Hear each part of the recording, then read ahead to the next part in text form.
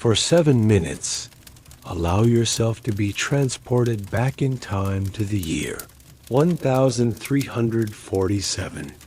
The sun has set early, and shadows stretch long across the frosted fields. You're standing in a village square, watching villagers hurry home, pulling their threadbare cloaks tightly against the biting wind. The thought of warmth becomes a precious thing, something to be treasured and hoarded. In your hand is a small earthenware pot filled with a thin broth. Steam curls from its surface, bringing a momentary reprieve from the bone-deep cold. A single log crackles in the hearth, casting dancing shadows on the faces around you. The flickering light reflects in their upturned eyes, mirroring the hope for warmer days that stirs within you all. Hearths were banked for the night, leaving behind glowing embers to catch the morning light, and hopes that the sun's feeble rays would warm the roof thatch enough to stave off the worst of the chill. The sky is a slate gray, devoid of the promise of sunshine. Every step crunches on the crisp frost, the sound echoing in the stillness. The old woman stokes the fire, feeding sticks to the flames. The wealthiest could afford double glazing, but glass was expensive and usually reserved for the very rich. Smoke would drift through small holes in the ceiling or filter out through gaps in the thatch.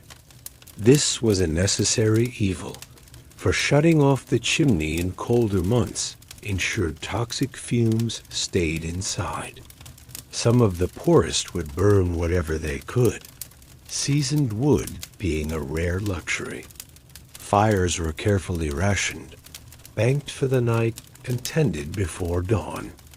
Huddled with their parents, they shared the meager warmth available. But the memory of that winter lingered, a stark reminder of nature's power and humanity's resilience. Each family grappled with the challenges of the season as best they could. Sometimes neighbors banded together, sharing what little they had to ensure everyone survived.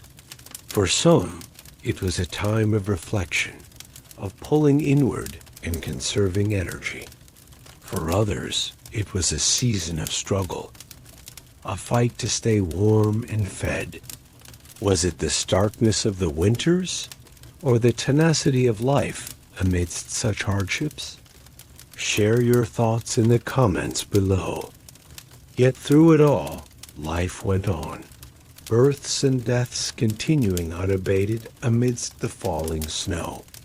Your support allows these stories to reach more listeners, ensuring that history continues to whisper its tales to a wider audience. Churches and monasteries often open their doors to those in need, providing shelter and perhaps a hot meal. Swaddling was common practice, keeping babies tightly bundled to retain heat. People came together, drawing strength from shared stories and songs that echoed in the dimly lit rooms. They leaned on each other, finding comfort in numbers, weaving tales that chased away the long, dark hours. While the winter tested their limits, it also revealed the best of humanity, the kindness, compassion, and indomitable spirit that allowed them to endure the harshest winter in living memory. Infants sleeping outside the protection of a mother's body were more likely to perish. While many died, some children proved resilient, growing stronger despite the hardships they faced, their small bodies developing strength to endure the challenges of a world without modern comforts. For most, windows were small and ill-fitting, offering little protection against the icy wind. Those who slept near the fire had the best chance of staying warm, but competition for the best spots was fierce. Gardens were buried under frost and snow, making fresh food impossible to come by. People lived off stored grains, salted meats, and preserved vegetables. The long winter had tested them, but they had survived, their spirits unbroken, their bodies bearing witness to the harsh realities of a world without modern comforts. These supplies could run low, however, causing food shortages and malnutrition. When staple foods failed, some turned to less desirable options, such as root vegetables like turnips and cabbage, which could survive the winter freeze. But even these hardy foods were not pleasant to eat.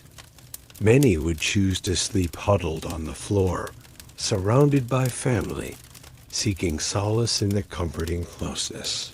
These were daily staples. Filling, simple, and warm, they were perfect for the harsh winter months. They helped sustain those struggling through the cold, providing nourishment that staved off the worst of the hunger and cold. On bitterly cold days, noble and peasant alike would find their homes penetrated by the cold. Her gnarled hands move with practiced ease, coaxing warmth from the logs. Her son, wrapped in a thick cloak, tends to the chickens scratching in the yard. He occasionally glances at the sullen sky, hoping the day holds no more frosty surprises. For it will be a long, hard winter, and warmth will be a luxury few can afford. That curled lazily towards the ceiling. Families crowded together around the hearth, sharing stories to chase away the encroaching dark. The old woman by the fire speaks of summers past, of lush fields heavy with harvest and lazy afternoons spent in the shade. Her voice is a soothing balm against the creeping cold. It's not yet freezing cold, not yet, but soon will be. In the coming weeks, temperatures will plummet and snow will blanket the land. They huddle closer to the fire, finding comfort in each other's presence as the winter tightens its icy grip. It's the height of winter now. Frost clings to every leafless branch, and each breath hangs suspended in the frigid air. Kings and paupers alike felt the bite of the frost. Yet, while the destitute shivered in drafty hovels, the wealthier classes sought solace in grand halls, if less comfortable than modern homes. Homes were simple affairs, usually just one or two rooms with dirt floors, thatched roofs, and walls made from wood, stone, or the cheaper wattle and daub method. Thatched roofs provided some insulation, but the upper classes favored tiled roofs, which were more expensive but lasted longer. Stone and brick houses fared better against the elements, though all types of housing struggled to keep out the drafts. Windows were small or covered with animal skins to keep out the worst of the weather, and doors hung loosely on broken hinges, offering little defense against the elements. You are about to learn how people endured winter in 1347 without the comfort of heat. As the winter deepened, the world contracted. The frozen landscape limited where people could go and what they could do. Entertainment and distractions froze over along with the rivers and lakes. Fields were abandoned, dusted over with frost, offering nothing to gather. Hunting small game helped stretch meager stores of food, but there were few birds willing to brave the cold, fewer rabbits venturing out from their warm burrows. Life became starkly basic, a struggle for sustenance and warmth. Before the winter began, villagers would have rushed to complete their annual tasks. Harvest festivals would have celebrated the last fruits of the earth. Woolly sheep would have been slaughtered for meat and wool, and animals destined for slaughter would have been fattened on their final diet of grain. Families took stock of their belongings. Hunting traps and fishing nets would be mended, and tools sharpened for the coming spring. Whatever could be done to prepare for the long months ahead was essential. Once the temperatures dropped, movement was restricted to what was absolutely necessary.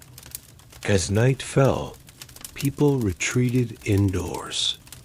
Animal skins stretched over wooden frames served as makeshift windows, letting in some light, but doing little to block drafts or frigid winds.